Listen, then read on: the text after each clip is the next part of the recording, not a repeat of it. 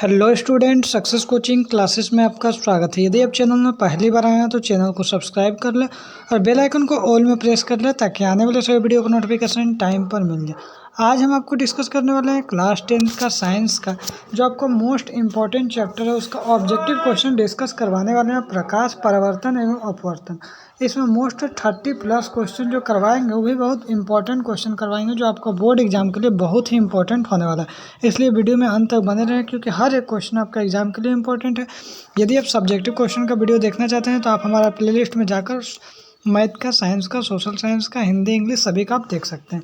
चलिए हम लोग क्वेश्चन की ओर डिस्कस करते हैं। साइड मिरर जो आपको देखते हैं स्कॉर्पियो इस समय लगा हुआ रहता है साइड मिरर में, जो पीछे की ओर हम लोग देखते हैं पीछे की चीज़।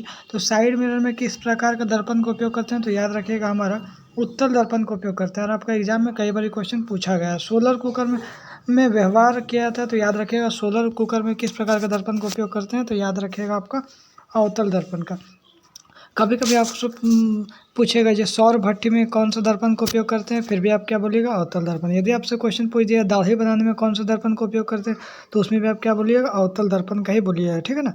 आगे देखिए, किसी दर्पण में केवल आभासी मतलब भैया सीधा प्रतिबिंब बनाएगा तो याद रखिएगा सीधा बनाएगा ना। तो देखिए समतल भी भैया सीधे बनाता है और उत्तल भी सीधे बनाता है। तो यहाँ क्या बोल सकते हैं हम लोग, डी नंबर ऑप्शन हम लोग समतल तथा उत्तल दोनों मारेंगे ऑप्शन, ठीक है ना कि समतल मार दीजिएगा, समतल तथा उत्तल दोनों मारेंगे। ओके, आगे देखिए प्रकाश का परिवर्तन के कितने नियम है तो याद रखिएगा प्रकाश का परिवर्तन का 2 नियम है। लेकिन आपका एग्जाम में ये भी पूछ सकता है जब प्रकाश का अपवर्तन का कितना नियम है भैया, तो ये जान लीजिए उसका भी 2 ही नियम होता है। किस दर्पण में बड़ा प्रतिबिंब बनता है, जो हमारा इमेज है ना वो बड़ा बनेगा। तो याद रखिएगा जो अवतल दर्पण में जो इमेज बनता है वो बड़ा बनता है और जो उत्तल दर्पण में इमेज बनता है वो क्या बनता है, छोटा बनता है। याद रखिए मान लीजिए स्कॉर्पियो का साइड मिरर रहता है तो उसमें क्या बड़ा बड़ा गाड़ी को क्या करके छोटा करके दिखाया जाता है। तो याद रखिएगा उत्तल दर्पण में जो इमेज बनता है वो छोटा बनता है और अवतल दर्पण में बड़ा बनता है, ये बात को ध्यान रखिएगा।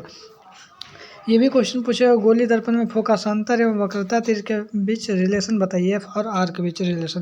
देखिए इसका 2 रिलेशन होता है, या तो एफ बराबर हम लोग r/2 बोलेंगे, ये भी हमारा एक रिलेशन हो गया।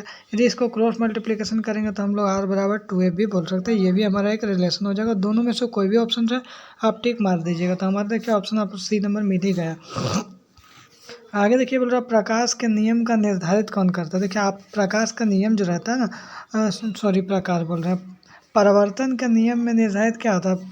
जैसे कि एक समतल है, आने वाली किरण को क्या बोलते हैं, आपतित किरण, जाने वाला किरण को क्या बोलते हैं, प्रवर्तित किरण। अब बीच में क्या होता है, अभिलंब होता है। तो इसमें क्या होता है, आपतन कोण ये होता है एंगल आई, आई क्या होता है एंगल आर, परिवर्तन कोण होता है एंगल आई, अब बराबर क्या होता है एंगल आर, मतलब आपतन और प्रवर्तन कोण क्या होता है बराबर होता है। तो ऑप्शन नंबर ए बिल्कुल राइट आंसर हो जाए।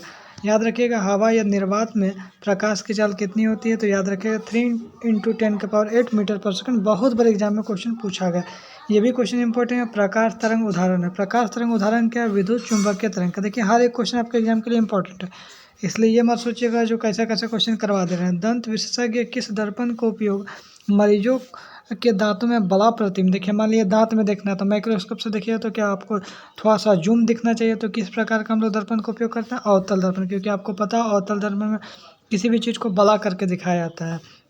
निम्नलिखित में से कौन उत्तल दर्पण की फोकस दूरी है जिसकी वक्रता त्रिज्या 32 सेंटीमीटर। भैया वक्रता त्रिज्या क्या बोल रहा है 32 सेंटीमीटर, मतलब आर दे दिया है भैया 32 दे दिया है। एफ बराबर क्या होता है r/2 होता है। तो भैया 32 को 2 से डिवाइड करेंगे तो क्या होगा 16 होगा, 16 हो गया ना 16।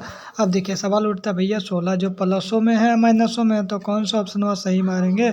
तो याद रखिएगा जो उत्तल दर्पण है ना, उत्तल दर्पण उसका फोकस दूरी हमेशा प्लस में होता है और यदि अवतल दर्पण रहेगा ना ओकर फोकस दूरी हमेशा माइनस में होता है भैया जी।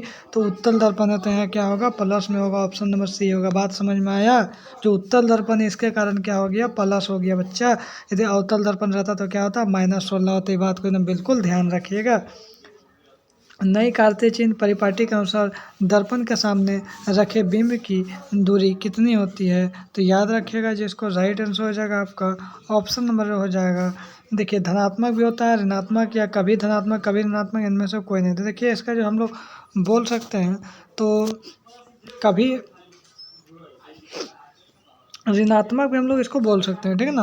ऑप्शन नंबर बी बोल देंगे तो कोई दिक्कत नहीं है। आगे देखते हैं 13 क्या बोल रहा है, निम्न में से किस दर्पण को की फोकस दूरी धनात्मक होता है। देखिए फोकस दूरी भैया कौन सा दर्पण में धनात्मक होता है, तो याद रखिएगा कौन सा दर्पण में फोकस दूरी धनात्मक होता है, तो याद रखिएगा उत्तल दर्पण। क्या होगा, उत्तल दर्पण। याद रख लीजिएगा, दिमाग में ठोक लीजिएगा उत्तल दर्पण, क्योंकि एग्जाम के लिए बहुत इंपॉर्टेंट है। कौन सा भैया, किसका दर्पण का फोकस दूरी उत्तल दर्पण। अब तुरंत बोलिएगा उत्तल दर्पण। ऐसा कौन सा दर्पण का फोकस दूरी क्या होता है, माइनस में होता है, तो तुरंत बताइएगा क्या होगा, अवतल दर्पण। एकदम दिमाग में रट लीजिएगा।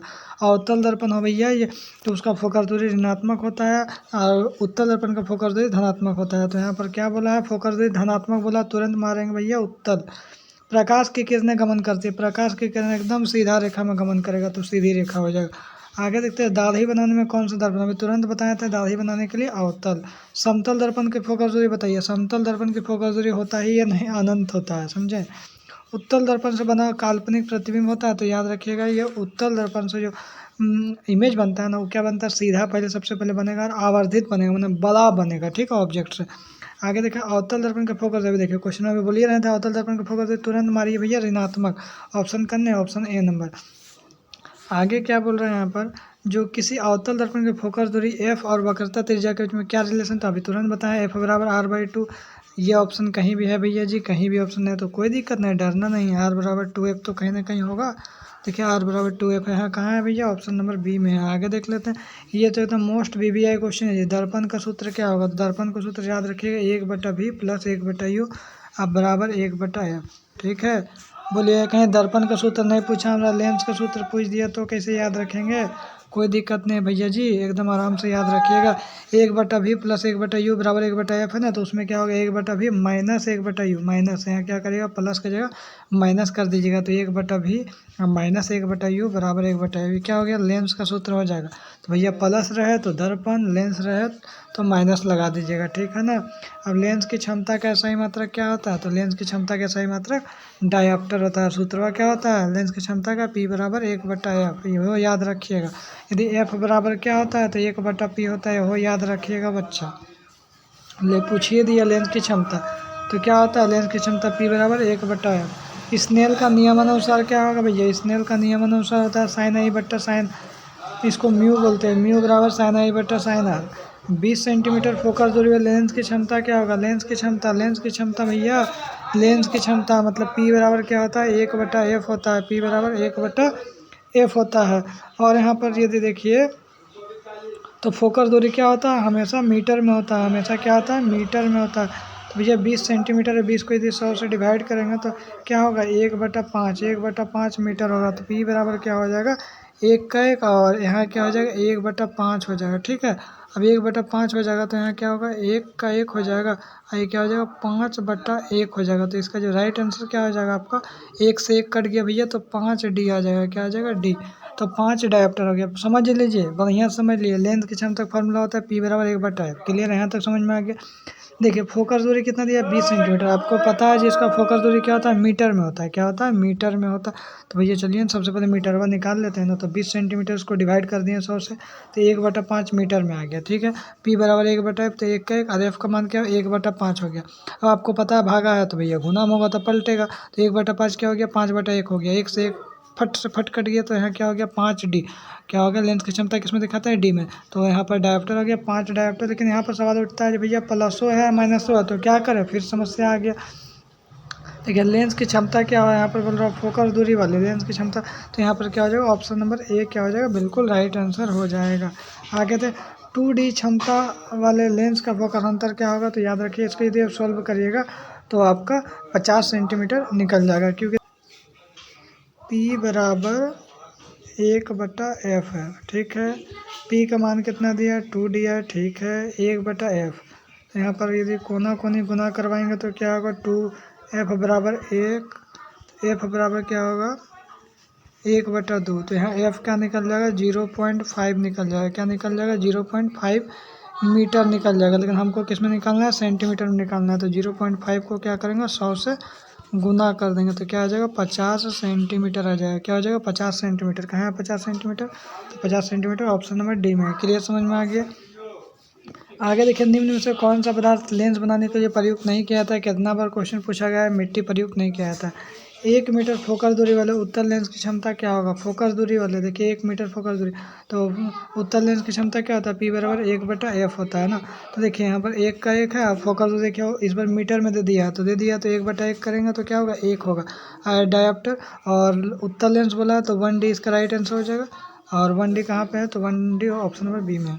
आगे देखते हैं, कौन सा लेंस अपसारी लेंस भी कहलाता है? तो याद रखिएगा, उत्तल लेंस को अपसारी लेंस बोलते हैं। तो आपसे पूछेगा कौन से लेंस को अभिसारी लेंस भी कहते हैं? तो उत्तल लेंस को अभिसारी लेंस बोलते हैं, ठीक है ना। लेंस द्वारा आवर्धन उत्पन्न आवर्धन का सही मात्रक क्या होगा? तो मात्रक विहीन होता है, कोई मात्रक नहीं होता है। वायु में प्रकाश की जल निर्वात की अपेक्षा क्या होता है? तो कम होता है वायु में, ठीक है ना, निर्वात में अधिक होता है। लेंस में मुख्य फोकस की संख्या कितना होता है? 2 होगा।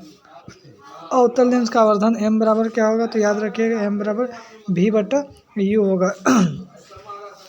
और किसी माध्यम का अपवर्तनांक म्यू का मान क्या होगा? तो sin i/sin r होगा, ठीक है ना। तो मोस्ट क्वेश्चन डिस्कस किए हैं। यदि आपको वीडियो अच्छा लगे तो लाइक करिएगा, शेयर करिएगा, चैनल को सब्सक्राइब जरूर करिएगा।